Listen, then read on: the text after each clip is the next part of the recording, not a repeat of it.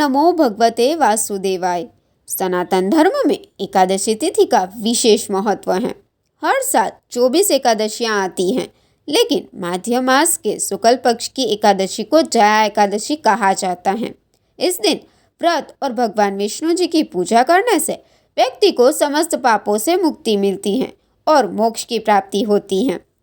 आज की इस वीडियो में हम आपको जया एकादशी की महिमा, व्रत विधि और एक अद्भुत पौराणिक कथा सुनाने जा रहे हैं, जिसे सुनने मात्र से ही पुण्य की प्राप्ति होती है। तो इस वीडियो को अंत तक जरूर देखें और भक्ति भाव में लीन हो जाइए। दोस्तों, हिंदू धर्म में एकादशी तिथि को अत्यंत शुभ माना जाता है। जया एकादशी का व्रत रखने से व्यक्ति के सारे पाप नष्ट हो जाते हैं, पिशाच योनि से मुक्ति मिलती है और भगवान विष्णु जी की विशेष कृपा प्राप्त होती है। मान्यता है कि इस दिन व्रत करने से मनुष्य को स्वर्ग लोक की प्राप्ति होती है। इस बार जया एकादशी व्रत 8 फरवरी 2025 को आ रही है। इस दिन व्रत करने और भगवान विष्णु जी की पूजा करने से मनोवांछित फल प्राप्त होता है। लेकिन क्या आप जानते हैं कि इस दिन एक विशेष कथा सुनना अत्यंत आवश्यक है? बिना कथा सुने व्रत अधूरा माना जाता है। एक समय की बात है, स्वर्गलोक में इंद्रदेव का दरबार सजा हुआ था। इस दिव्य सभा में देवता, गंधर्व और ऋषि मुनि उपस्थित थे। सभा में गायन और नृत्य का आयोजन हो रहा था। गंधर्व कन्याएं और गंधर्व अपनी मधुर संगीत और नृत्य से सबको मोहित कर रहे थे। इसी सभा में एक गंधर्व कन्या पुष्यवती भी नृत्य कर रही थी। उसकी दृष्टि गंधर्व माल्यवान पर पड़ी और वह उस पर मोहित हो गई। दोनों एक दूसरे की सुंदरता में इतने खो गए कि उनका ध्यान संगीत और नृत्य से हट गया। इससे सभा में उपस्थित देवगण और स्वयं इंद्रदेव क्रोधित हो गए। उन्होंने तुरंत माल्यवान और पुष्यवती को श्राप दे दिया, तुम दोनों स्वर्ग से निष्कासित होकर प्रेत योनि में भटकते रहोगे। श्राप के प्रभाव से वे दोनों धरती पर आ गिरे और प्रेत योनि में भयंकर कष्ट झेलने लगे। भूख प्यास से व्याकुल अंधकारमय जीवन जीने को विवश हो गए। लेकिन भगवान की कृपा से एक दिन ऐसा आया जब उनके जीवन में परिवर्तन हुआ। संयोग से एक दिन माध्य माह के शुक्ल पक्ष की जया एकादशी आई। इस दिन दोनों ने अन्न का सेवन नहीं किया और केवल फलाहार किया। उन्होंने पूरे दिन भगवान विष्णु जी का ध्यान किया, उनके मंत्रों का जाप किया और रात भर जागरण किया।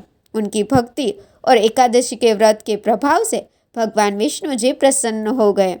उन्होंने दोनों को दर्शन दिए और कहा, हे माल्यवान और पुष्यवती, तुमने अज्ञानता में पाप किया था, लेकिन मेरी शरण में आने से और जया एकादशी का व्रत करने से तुम्हारा उद्धार हो गया। अब तुम इस प्रेत योनि से मुक्त हो। भगवान विष्णु के आशीर्वाद से दोनों को पुनः दिव्य शरीर प्राप्त हुआ और वे स्वर्ग लौट गए।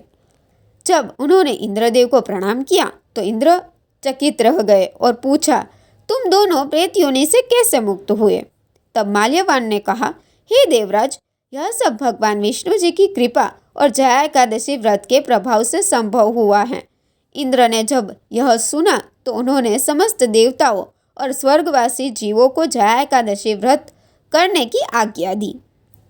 अगर आप भी इस दिन जया एकादशी व्रत करना चाहते हैं तो इन विधियों का पालन करें। एक दिन पहले यानी 10वीं तिथि की रात सात्विक भोजन करें और ब्रह्मचर्य का पालन करें। एकादशी के दिन सुबह जल्दी उठकर स्नान करें और व्रत का संकल्प लें। भगवान विष्णु जी और माता लक्ष्मी जी की मूर्ति के समक्ष घी का दीप जलाएं। तुलसी पत्र, फल, पंचामृत और फूल चढ़ाकर विष्णु सहस्त्र नाम का पाठ करें। पूरे दिन अन्न का सेवन न करें और फलाहार करें। रात में जागरण करें और भगवान विष्णु जी के भजन कीर्तन करें। अगले दिन द्वादशी को ब्राह्मणों को भोजन कराकर व्रत का पारण करें। इस प्रकार जया एकादशी का व्रत करने से न केवल पापों से मुक्ति मिलती है, बल्कि जीवन में सुख शांति और मोक्ष की प्राप्ति होती है। तो दोस्तों, यह थी जया एकादशी व्रत की अद्भुत कथा और व्रत विधि।